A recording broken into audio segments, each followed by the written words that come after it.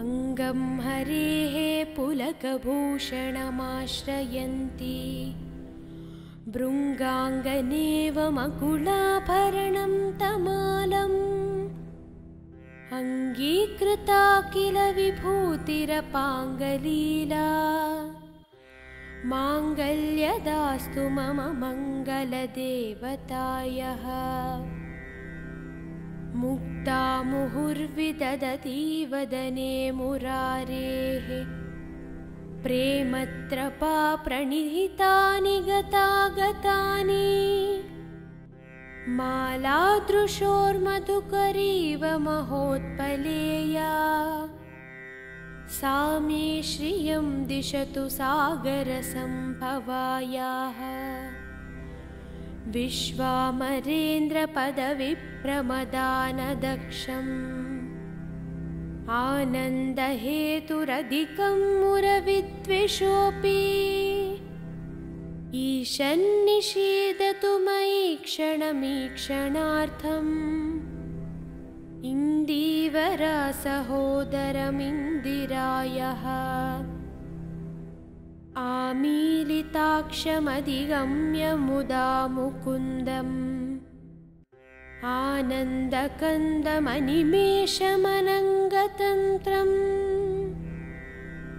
आकेकरस्थितकनीनपक्षनेत्रम् भूत्यै भवेन्मम भुजङ्गशयाङ्गनायः कालाम्बुदाळिललितोरसिकैटभारेः धाराधरे स्फुरति या तटिदङ्गनेव मातुः समस्तजगतां महनीयमूर्ति भद्राणि मे दिशतु भार्गवनन्दनायः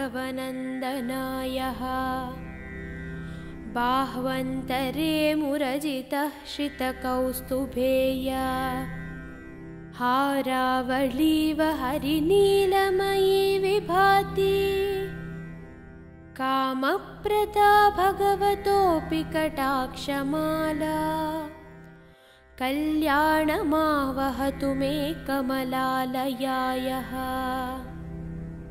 प्राप्तं पदं प्रथमतः खलु यत्प्रभावात् माङ्गल्यभाजि मधुमाथिनि मन्मथेन मायापतेत्तदिह मन्दरमीक्षणार्थम् मन्दालसं च मकरालय कन्यकायः दद्यादयानुपवनो द्रविणाम्बुधाराम् अस्मिन्न किञ्चन विहङ्गशिशौ विषण्णे दुष्कर्मघर्ममपनीय चिराय दूरम् नारायणप्रणयिनी नयनाम्बुवाहः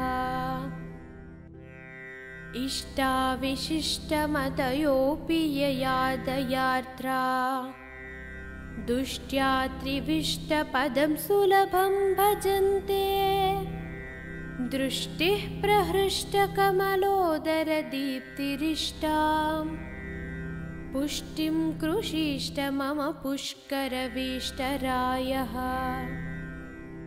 गीर्देवतेति गरुडध्वजसुन्दरीति शाकम्भरीति शशिशेखरवल्लभेति सृष्टिस्थितिप्रलयकेलिषु संस्थिताय तस्मै नमस्त्रिभुवनैकगुरोस्तुरण्यैः श्रुत्यै नमोऽस्तु शुभकर्मफलप्रसूत्यै रत्यै नमोऽस्तु रमणीयगुणार्णवायै शक्त्यै नमोऽस्तु शतपत्रनिकेतनायै पुष्टै नमोऽस्तु पुरुषोत्तमवल्लभायै नमोऽस्तु नाळीकनिभासनायै नमोऽस्तु दुग्धोदधिजन्मभूम्यै नमोऽस्तु सोमामृतसोदरायै नमोऽस्तु नारायणवल्लभायै नमोऽस्तु हेमाम्बुजपीठिकायै नमोऽस्तु भूमण्डलनायकायै नमोऽस्तु देवादिदेवपरायै नमोऽस्तु शार्ङ्ग्यायुधवल्लभायै नमोऽस्तु देव्यै भृगुनन्दनायै नमोऽस्तु विष्णोरुरसिस्थितायै नमोऽस्तु लक्ष्म्यै कमलालयायै नमोऽस्तु दामोदरवल्लभायै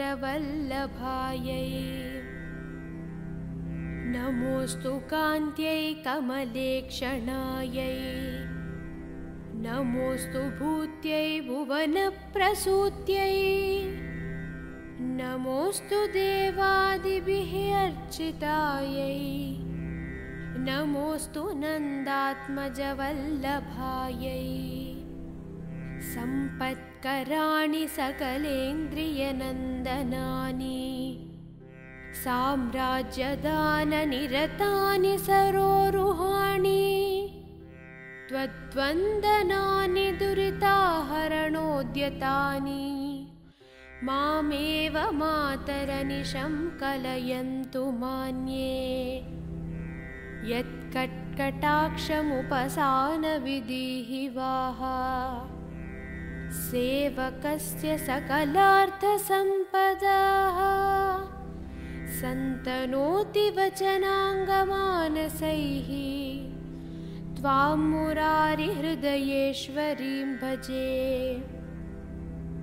सरसिजनयने सरोजहस्ते धवलतरां शुकगन्धमाल्यशोभे भगवति हरिवल्लभे मनोज्ञे त्रिभुवनभूतिकरी प्रसीद मह्यम् दिग्बस्तिभिः कनककुम्भमुखावसृष्टा स्वर्वाहिनी विमलचारुजलाप्लुताङ्गीं प्रातर्नमामि जगतां जननीमशेषा लोकाधिनाथगृहिणीममृताब्धिपुत्रीं कमले कमलाक्षवल्लभे त्वं करुणापुरतरङ्गितैः अपाङ्गैः अवलोकय मामकिञ्चनानां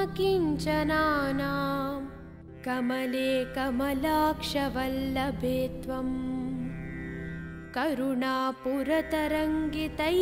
अपाङ्गैः अवलोकय मामकिञ्चनानां प्रथमं पात्रं अकृत्रिं दयायाः स्तुवन्ति ये स्तुतिभिरमीभिः अन्वहम् त्रयीमयीं त्रिभुवनमातरं रमां गुणाधिका गुरुतरभाग्यभागिनो भवन्ति ते भुवि बुधभाविताशयाः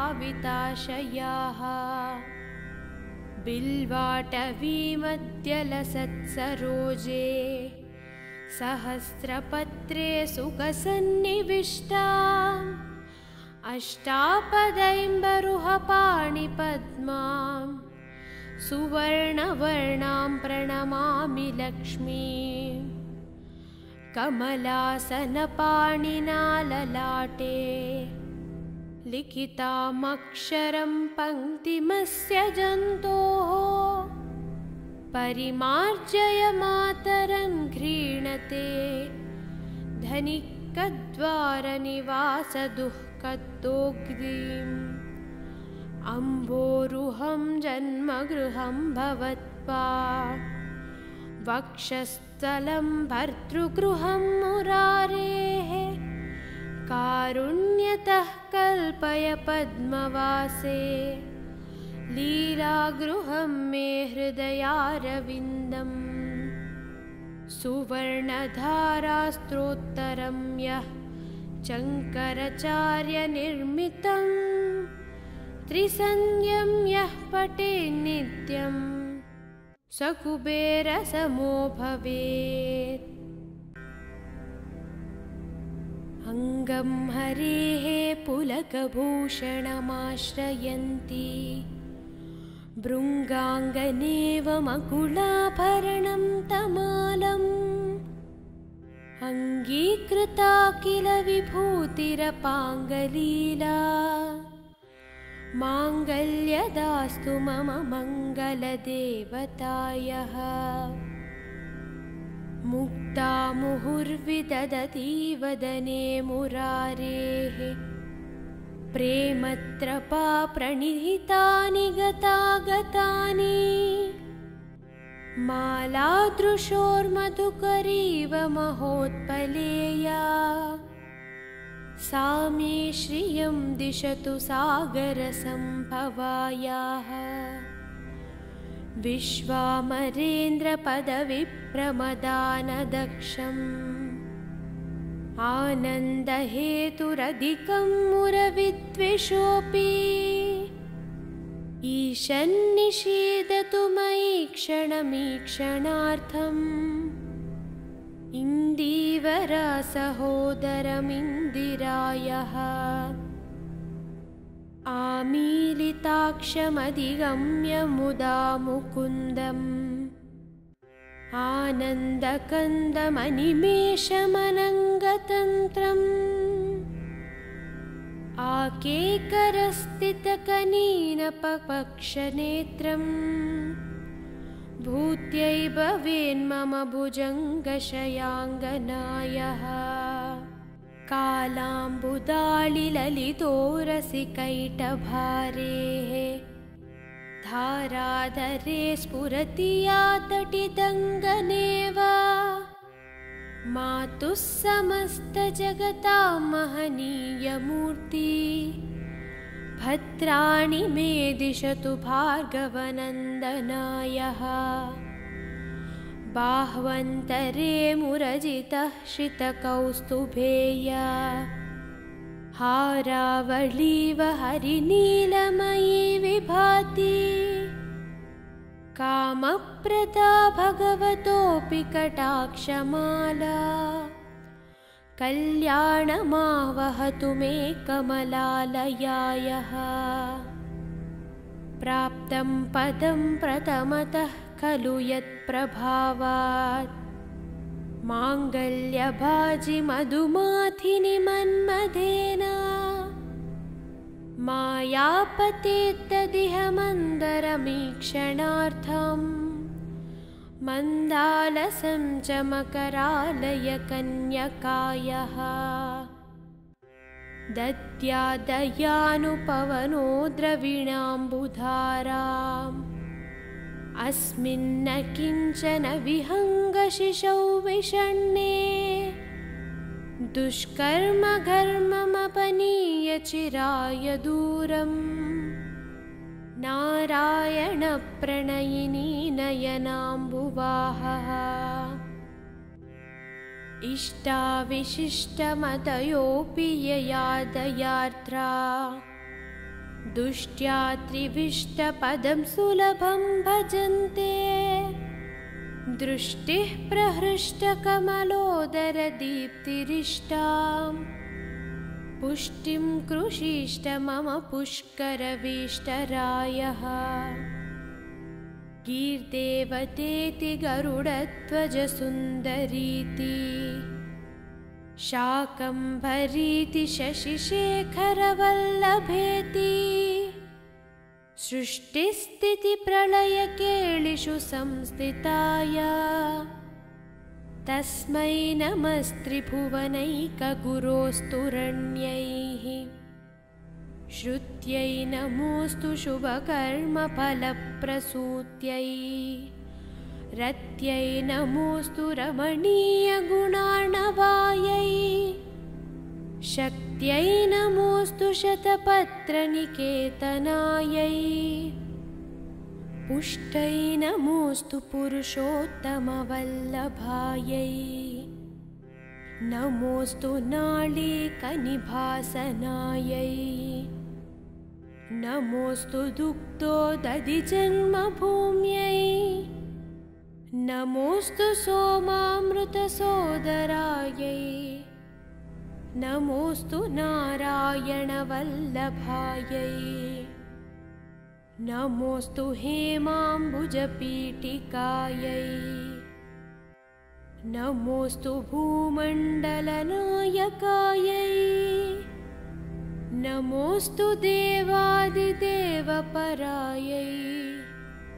नमोऽस्तु शार्ङ्ग्यायुधवल्लभायै नमोऽस्तु देव्यै भृगुनन्दनायै नमोऽस्तु विष्णोरुरसिस्थितायै नमोऽस्तु लक्ष्म्यै कमलालयायै नमोऽस्तु दामोदरवल्लभायै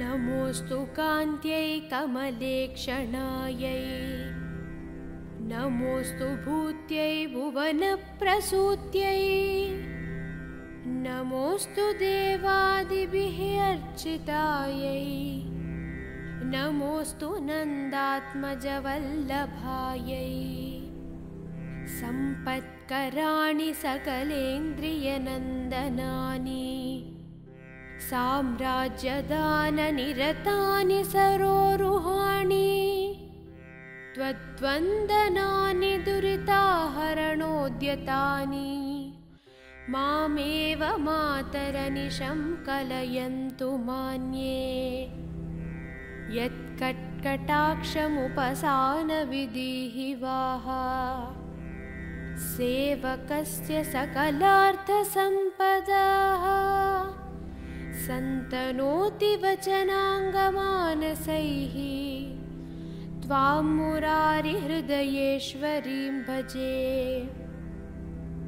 सरसिजनयने सरोजहस्ते धवलतरां शुकगन्धमाल्यशोभे भगवति हरिवल्लभे मनोज्ञे त्रिभुवनभूतिकरी प्रसीद मह्यम् दिग्बस्तिभिः कनककुम्भमुखावसृष्टा स्वर्वाहिनी विमलचारुजलाप्लुताङ्गीं प्रातर्नमामि जगतां जननीमशेषा लोकादिनाथगृहिणीममृताब्धिपुत्रीं कमले कमलाक्षवल्लभे त्वं करुणापुरतरङ्गितैः अपाङ्गैः अवलोकय मामकिञ्चनानां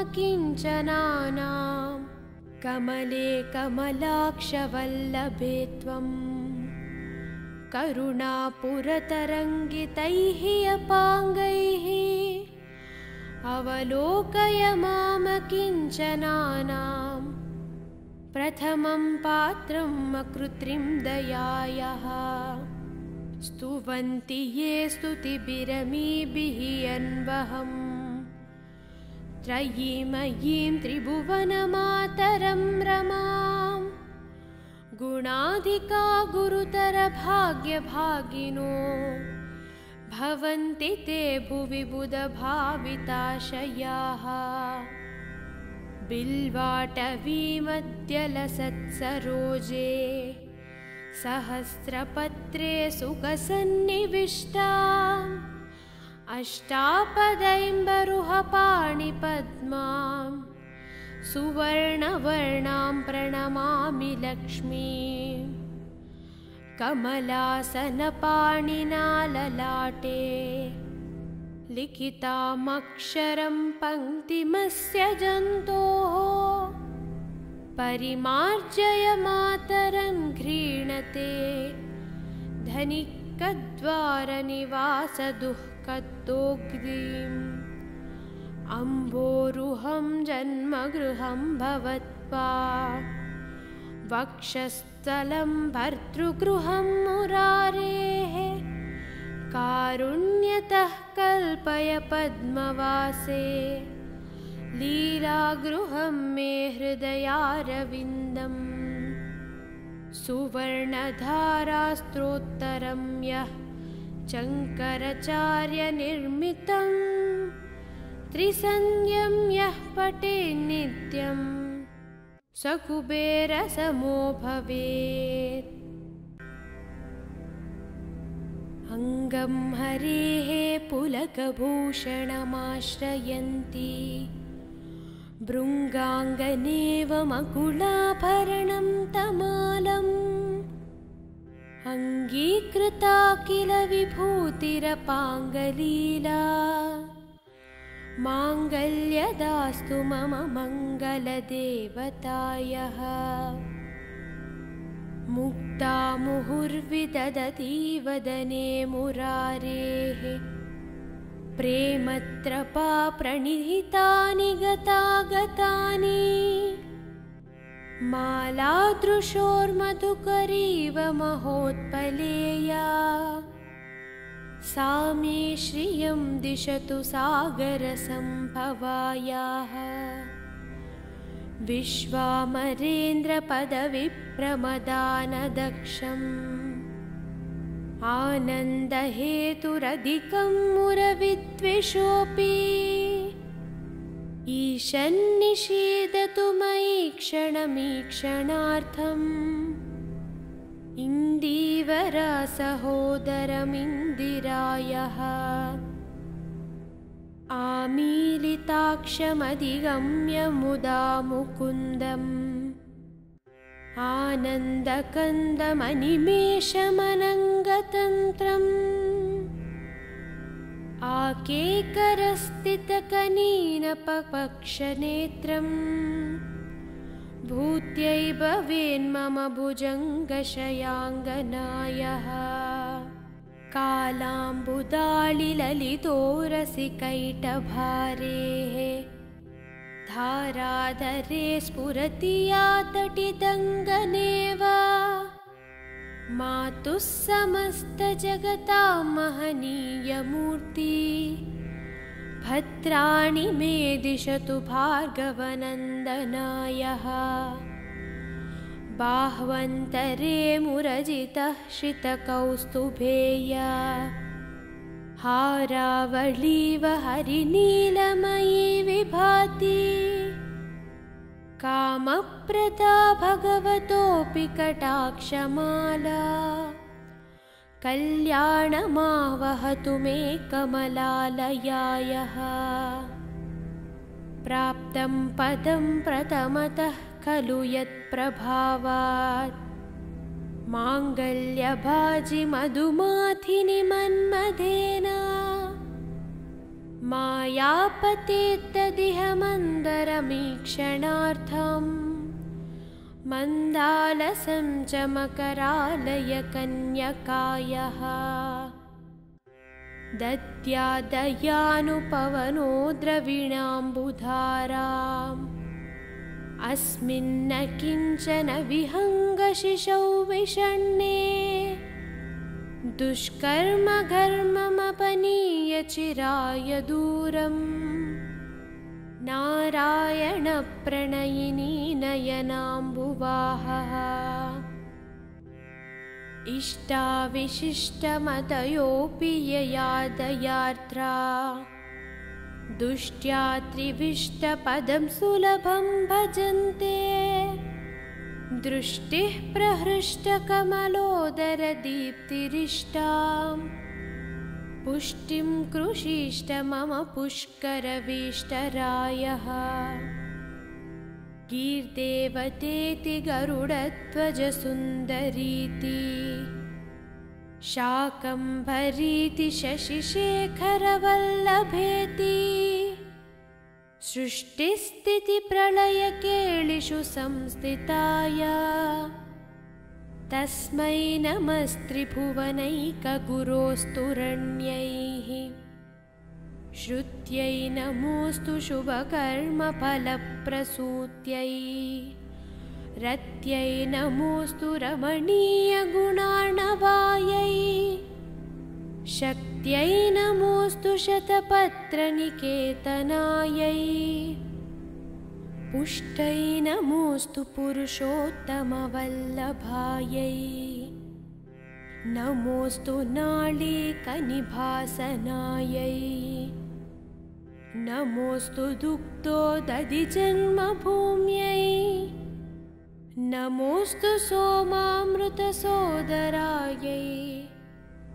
नमोऽस्तु नारायणवल्लभायै नमोऽस्तु हेमाम्बुजपीठिकायै नमोऽस्तु भूमण्डलनायकायै नमोऽस्तु देवादिदेवपरायै नमोऽस्तु शार्ङ्ग्यायुधवल्लभायै नमोऽस्तु देव्यै भृगुनन्दनायै नमोऽस्तु विष्णोरुरसिस्थितायै नमोऽस्तु लक्ष्म्यै कमलालयायै नमोऽस्तु दामोदरवल्लभायै नमोऽस्तु कान्त्यै कमलेक्षणायै नमोऽस्तु भूत्यै भुवनप्रसूत्यै नमोऽस्तु देवादिभिः अर्चितायै नमोऽस्तु नन्दात्मजवल्लभायै सम्पत्कराणि सकलेन्द्रियनन्दनानि साम्राज्यदाननिरतानि सरोरुहाणि त्वद्वन्दनानि दुरिताहरणोद्यतानि मामेव मातरनिशं कलयन्तु मान्ये यत्कट्कटाक्षमुपसानविधिः वाह सेवकस्य सकलार्थसम्पदाः सन्तनोति वचनाङ्गमानसैः त्वां मुरारिहृदयेश्वरीं भजे सरसिजनयने सरोजहस्ते धवलतरां शुकगन्धमाल्यशोभे भगवति हरिवल्लभे मनोज्ञे त्रिभुवनभूतिकरी प्रसीद मह्यम् दिग्बस्तिभिः कनककुम्भमुखावसृष्टा स्वर्वाहिनी विमलचारुजलाप्लुताङ्गीं प्रातर्नमामि जगतां जननीमशेषा लोकाधिनाथगृहिणीममृताब्धिपुत्रीं कमले कमलाक्षवल्लभे त्वं करुणापुरतरङ्गितैः अपाङ्गैः अवलोकय मामकिञ्चनानां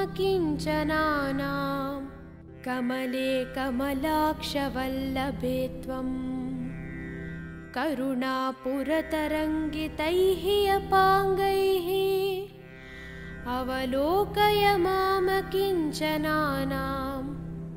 प्रथमं पात्रम् अकृत्रिं दयायाः स्तुवन्ति ये स्तुतिभिरमीभिः अन्वहम् त्रयीमयीं त्रिभुवनमातरं रमां गुणाधिका गुरुतरभाग्यभागिनो भवन्ति ते भुवि बुधभाविताशयाः बिल्वाटवीमध्यलसत्सरोजे सहस्रपत्रे सुखसन्निविष्टाम्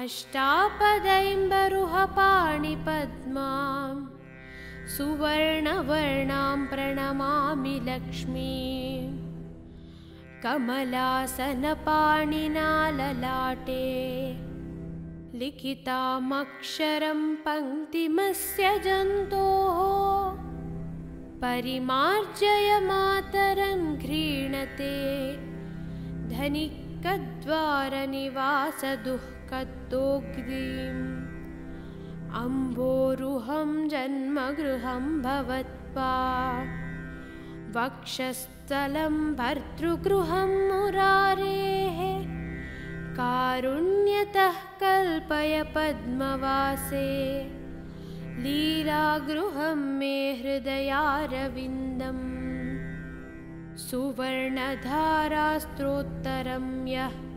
शङ्कराचार्यनिर्मितं त्रिसन्ध्यं यः पठेन्नित्यं स कुबेरसमो भवेत्। अङ्गं हरेः पुलकभूषणमाश्रयन्ती भृङ्गाङ्गनेव मकुलाभरणं तमालम् अङ्गीकृता किल विभूतिरपाङ्गलीला माङ्गल्यदास्तु मम मङ्गलदेवतायः।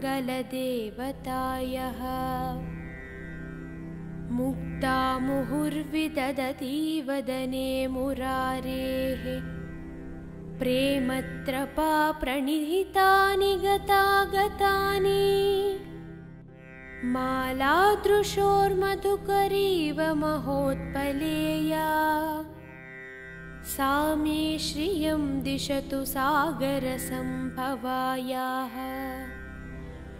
विश्वामरेन्द्रपदविप्रमदानदक्षम् आनन्दहेतुरधिकं मुरविद्विषोऽपि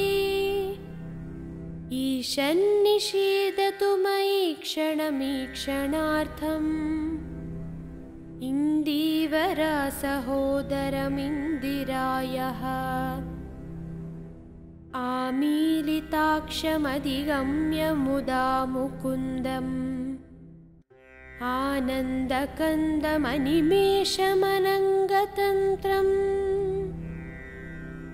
आकेकरस्थितकनीनपक्षनेत्रम् भूत्यै भवेन्मम भुजङ्गशयाङ्गनायः। कालाम्बुदाळिललितोरसिकैटभारेः धाराधरे स्फुरति या तटिदङ्गनेव मातुः समस्तजगतां महनीयमूर्ति भद्राणि मे दिशतु भार्गवनन्दनायः। बाह्वन्तरे मुरजितः श्रितकौस्तुभेया हारावळीव हरिनीलमयी विभाति कामप्रदा भगवतोऽपि कटाक्षमाला कल्याणमावहतु मे कमलालयायः। प्राप्तं पदं प्रथमतः खलु यत्प्रभावात् माङ्गल्यभाजि मधुमाथिनि मन्मथेन मायापतेत्तदिह मन्दरमीक्षणार्थम् मन्दालसं च मकरालय कन्यकायः। दद्यादयानुपवनो द्रविणाम्बुधाराम्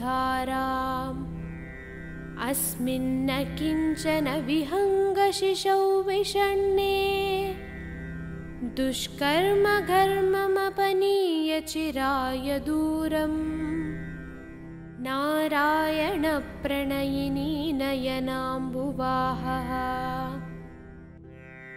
इष्टाविशिष्टमतयोऽपि यया दयार्द्रा दुष्ट्या त्रिविष्टपदं सुलभं भजन्ते दृष्टिः प्रहृष्टकमलोदरदीप्तिरिष्टाम् पुष्टिं कृषीष्ट मम पुष्करवीष्टरायः। गीर्देवतेति गरुडध्वजसुन्दरीति शाकम्भरीति शशिशेखरवल्लभेति सृष्टिस्थितिप्रलयकेलिषु संस्थिताय तस्मै नमस्त्रिभुवनैकगुरोस्तुरण्यैः। श्रुत्यै नमोऽस्तु शुभकर्मफलप्रसूत्यै रत्यै नमोऽस्तु रमणीयगुणार्णवायै शक्त्यै नमोऽस्तु शतपत्रनिकेतनायै पुष्टै नमोऽस्तु पुरुषोत्तमवल्लभायै नमोऽस्तु नाळीकनिभासनायै नमोऽस्तु दुग्धोदधिजन्मभूम्यै नमोऽस्तु सोमामृतसोदरायै नमोऽस्तु नारायणवल्लभायै नमोऽस्तु हेमाम्बुजपीठिकायै नमोऽस्तु भूमण्डलनायकायै नमोऽस्तु देवादिदेवपरायै नमोऽस्तु शार्ङ्ग्यायुधवल्लभायै नमोऽस्तु देव्यै भृगुनन्दनायै नमोऽस्तु विष्णोरुरसिस्थितायै नमोऽस्तु लक्ष्म्यै कमलालयायै नमोऽस्तु दामोदरवल्लभायै नमोऽस्तु कान्त्यै कमलेक्षणायै नमोऽस्तु भूत्यै भुवनप्रसूत्यै नमोऽस्तु देवादिभिः अर्चितायै नमोऽस्तु नन्दात्मजवल्लभायै सम्पत्कराणि सकलेन्द्रियनन्दनानि साम्राज्यदाननिरतानि सरोरुहाणि त्वद्वन्दनानि दुरिताहरणोद्यतानि मामेव मातरनिशं कलयन्तु मान्ये यत्कट्कटाक्षमुपसानविधिः वाह सेवकस्य सकलार्थसम्पदाः सन्तनोति वचनाङ्गमानसैः त्वां मुरारिहृदयेश्वरीं भजे सरसिजनयने सरोजहस्ते धवलतरां शुकगन्धमाल्यशोभे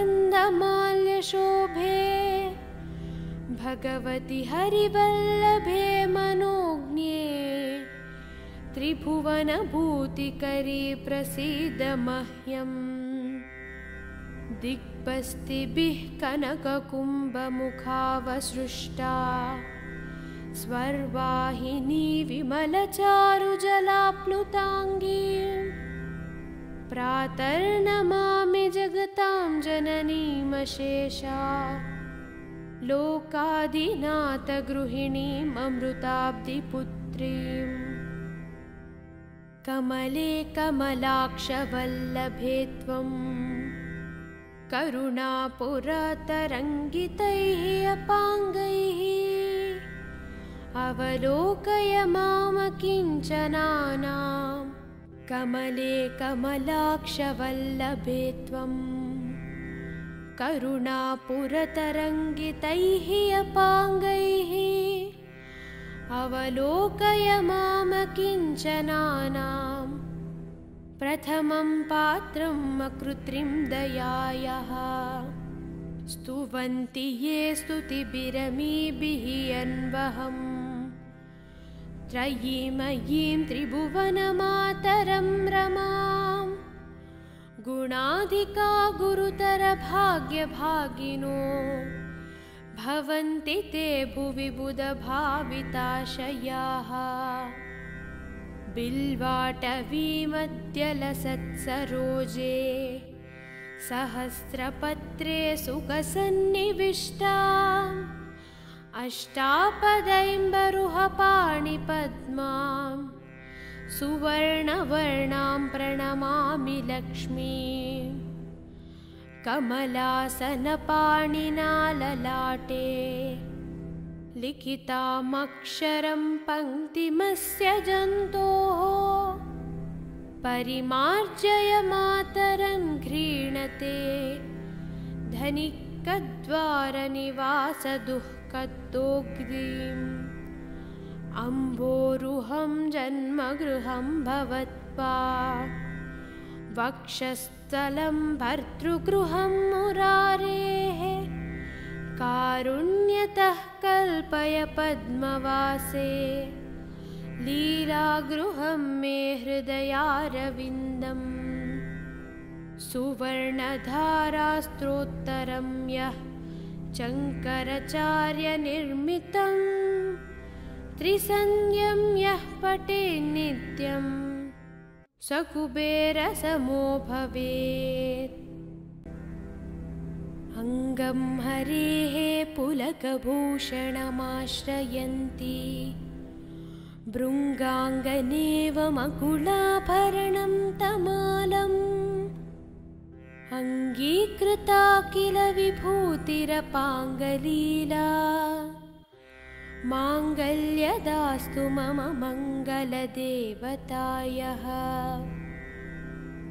मुक्ता मुहुर्विदधती वदने मुरारेः प्रेमत्रपा प्रणिहितानि गतागतानि मालादृशोर्मधुकरीव महोत्पलेया सा मे श्रियं दिशतु सागरसम्भवायाः।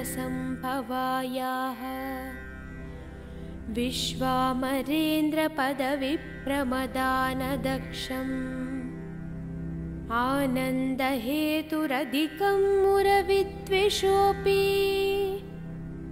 ईशन्निषीदतु मयि क्षणमीक्षणार्थम् इन्दीवरसहोदरमिन्दिरायः।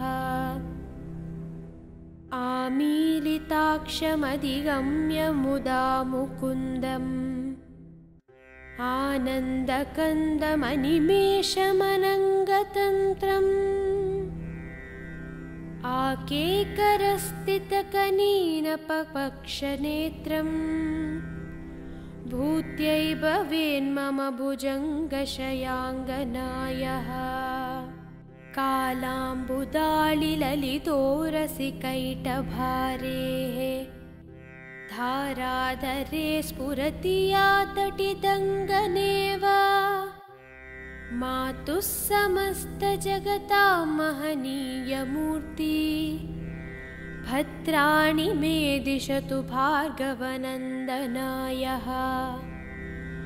बाह्वन्तरे मुरजितः श्रितकौस्तुभेया हारावळीव हरिनीलमयी विभाति कामप्रदा भगवतोऽपि कटाक्षमाला कल्याणमावहतु मे कमलालयायः। प्राप्तं पदं प्रथमतः खलु यत्प्रभावात् माङ्गल्यभाजि मधुमाथिनि मन्मथेन मायापतेत्तदिह मन्दरमीक्षणार्थम् मन्दालसं च मकरालय कन्यकायः। दद्यादयानुपवनो द्रविणाम्बुधाराम्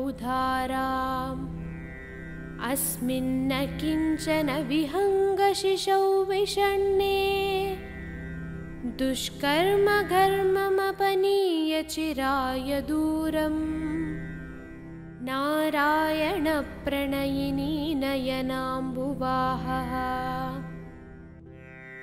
इष्टाविशिष्टमतयोऽपि यया दयार्द्रा दुष्ट्या त्रिविष्टपदं सुलभं भजन्ते दृष्टिः प्रहृष्टकमलोदरदीप्तिरिष्टाम् पुष्टिं कृषीष्ट मम पुष्करवीष्टरायः।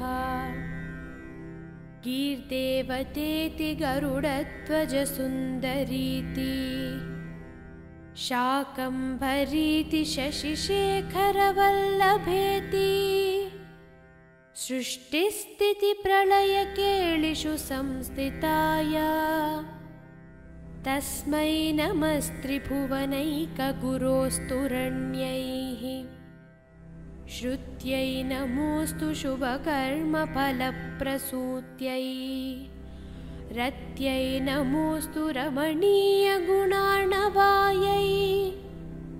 शक्त्यै नमोऽस्तु शतपत्रनिकेतनायै पुष्टै नमोऽस्तु पुरुषोत्तमवल्लभायै नमोऽस्तु नाळीकनिभासनायै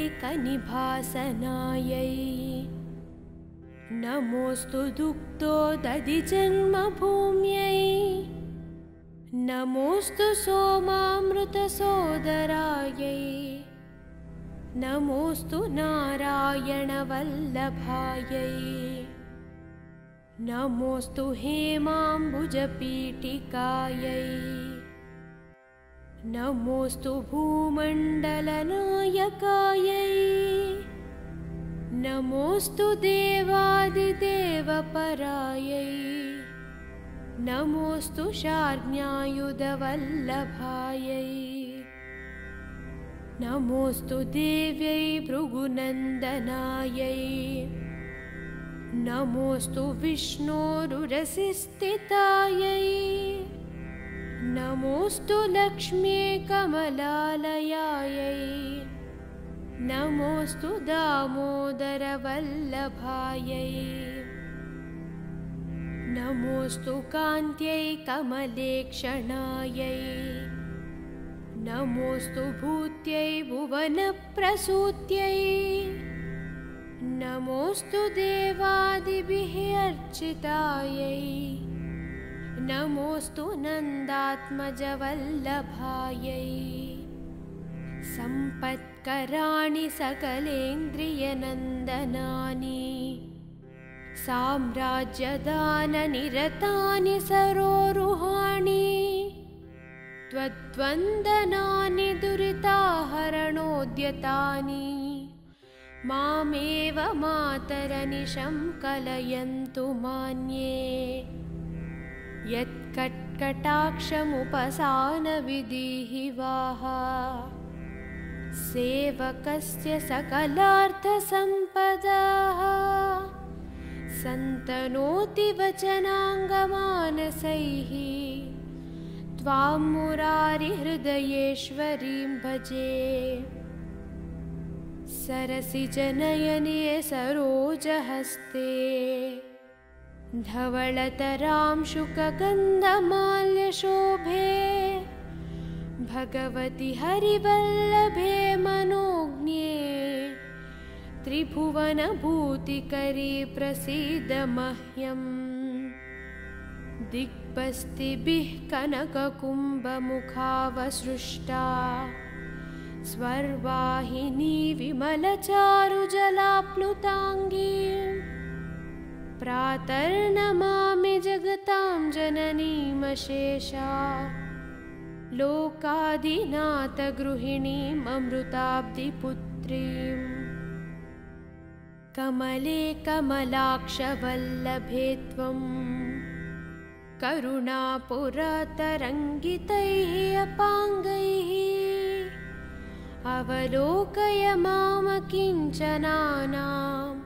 कमले कमलाक्षवल्लभे त्वं करुणापुरतरङ्गितैः अपाङ्गैः अवलोकय मामकिञ्चनानां प्रथमं पात्रं अकृत्रिं दयायाः स्तुवन्ति ये स्तुतिभिरमीभिः अन्वहम् त्रयीमयीं त्रिभुवनमातरं रमां गुणाधिका गुरुतरभाग्यभागिनो भवन्ति ते भुवि बुधभाविताशयाः बिल्वाटवीमध्यलसत्सरोजे सहस्रपत्रे सुखसन्निविष्टाम् अष्टापदैम्बरुहपाणिपद्मां सुवर्णवर्णां प्रणमामि लक्ष्मीं कमलासनपाणिना ललाटे लिखितामक्षरं पङ्क्तिमस्य जन्तोः परिमार्जय मातरं घ्रीणते धनिकद्वारनिवासदुःखदोग्धिम् अम्भोरुहं जन्मगृहं भवत्वा वक्षस्थलं भर्तृगृहं मुरारेः कारुण्यतः कल्पय पद्मवासे लीलागृहं मे हृदयारविन्दम् सुवर्णधारास्त्रोत्तरं यः शङ्कराचार्यनिर्मितं त्रिसन्ध्यं यः पठेन्नित्यं स कुबेरसमो भवेत्। अङ्गं हरेः पुलकभूषणमाश्रयन्ती भृङ्गाङ्गनेव मकुलाभरणं तमालम् अङ्गीकृता किल विभूतिरपाङ्गलीला माङ्गल्यदास्तु मम मङ्गलदेवतायः।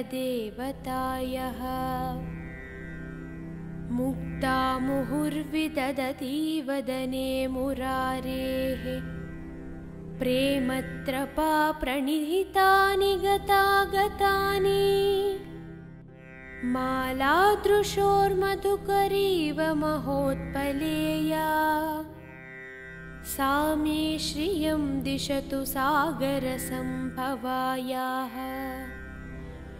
विश्वामरेन्द्रपदविप्रमदानदक्षम् आनन्दहेतुरधिकं मुरविद्विषोऽपि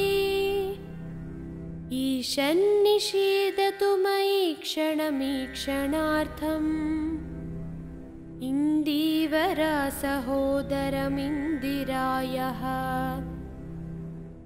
आमीलिताक्षमधिगम्य मुदा मुकुन्दम् आनन्दकन्दमनिमेषमनङ्गतन्त्रम्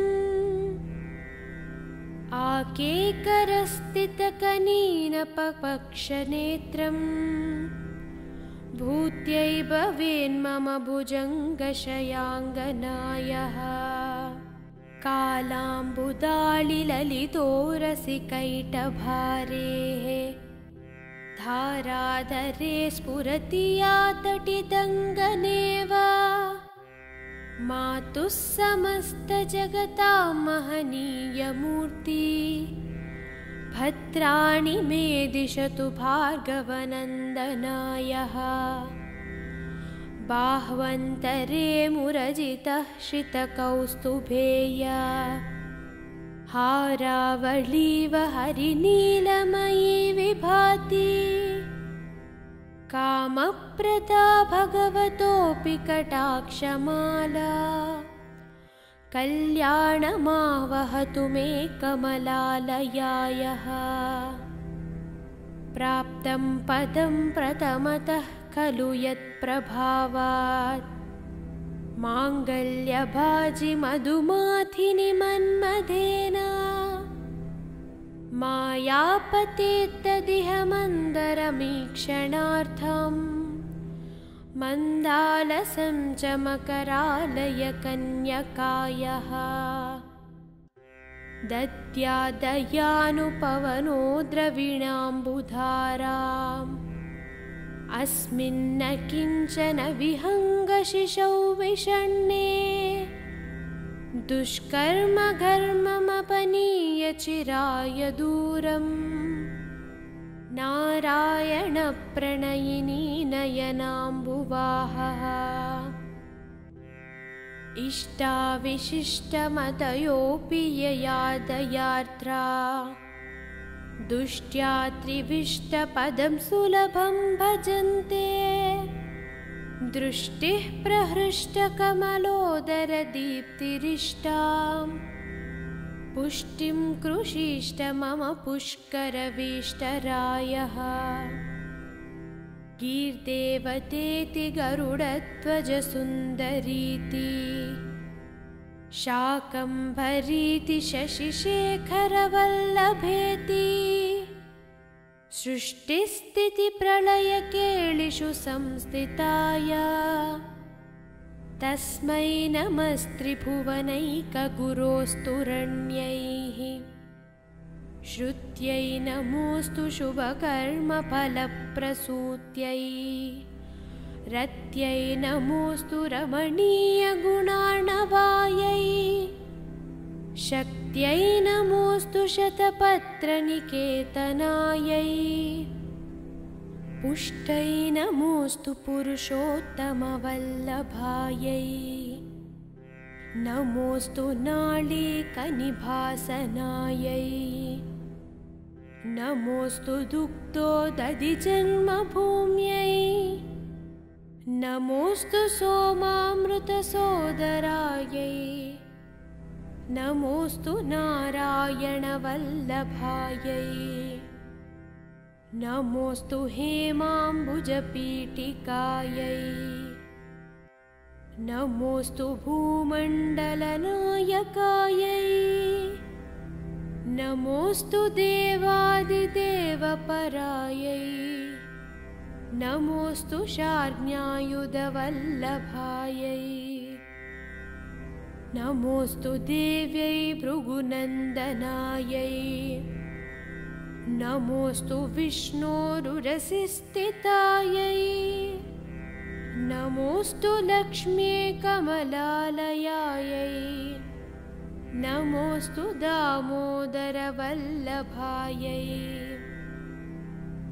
नमोऽस्तु कान्त्यै कमलेक्षणायै नमोऽस्तु भूत्यै भुवनप्रसूत्यै नमोऽस्तु देवादिभिः अर्चितायै नमोऽस्तु नन्दात्मजवल्लभायै सम्पत्कराणि सकलेन्द्रियनन्दनानि साम्राज्यदाननिरतानि सरोरुहाणि त्वद्वन्दनानि दुरिताहरणोद्यतानि मामेव मातरनिशं कलयन्तु मान्ये यत्कट्कटाक्षमुपसानविधिः वाह सेवकस्य सकलार्थसम्पदाः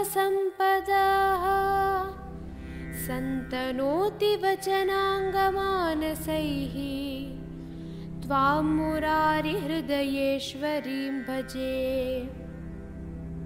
सरसिजनयने सरोजहस्ते धवलतरां शुकगन्धमाल्यशोभे भगवति हरिवल्लभे मनोज्ञे त्रिभुवनभूतिकरी प्रसीद मह्यम् दिग्बस्तिभिः कनककुम्भमुखावसृष्टा स्वर्वाहिनी विमलचारुजलाप्लुताङ्गीं प्रातर्नमामि जगतां जननीमशेषा लोकाधिनाथगृहिणीममृताब्धिपुत्रीं कमले कमलाक्षवल्लभे त्वं करुणापुरतरङ्गितैः अपाङ्गैः अवलोकय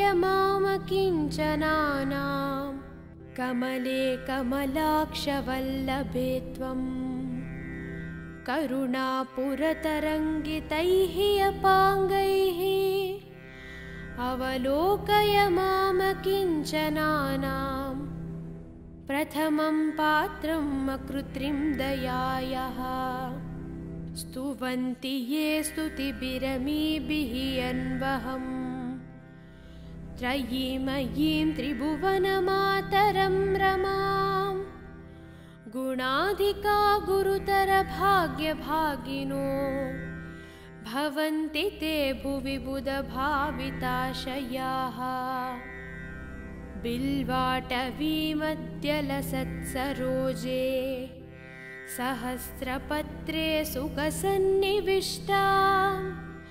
अष्टापदैम्बरुहपाणिपद्मां सुवर्णवर्णां प्रणमामि लक्ष्मीं कमलासनपाणिना ललाटे लिखितामक्षरं पङ्क्तिमस्य जन्तोः परिमार्जय मातरं घ्रीणते धनिकद्वारनिवासदुःखदोग्रीम् अम्भोरुहं जन्मगृहं भवत्वा वक्षस्थलं भर्तृगृहं मुरारेः कारुण्यतः कल्पय पद्मवासे लीलागृहं मे हृदयारविन्दम् सुवर्णधारास्त्रोत्तरं यः शङ्कराचार्यनिर्मितं त्रिसन्ध्यं यः पठेन्नित्यं स कुबेरसमो भवेत्।